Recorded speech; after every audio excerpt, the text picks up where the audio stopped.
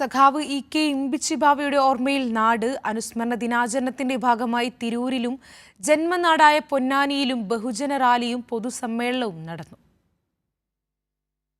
പൊന്നാനിയുടെ എക്കാലത്തെയും ജനകീയ നേതാവിൻ്റെ തുടിക്കുന്ന ഓർമ്മകളിൽ നാടും നഗരവും ആദരാഞ്ജലികൾ അർപ്പിച്ചു.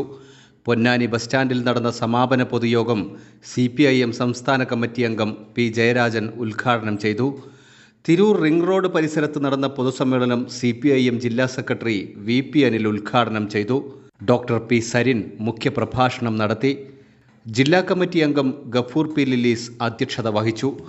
ഇമ്പിച്ചിബാവ മെമ്മോറിയൽ സഹകരണ ആശുപത്രിയിൽ ജീവനക്കാരുടെ നേതൃത്വത്തിൽ തിരൂർ ജില്ലാ ആശുപത്രിയിലേക്ക് രക്തദാനം നൽകി.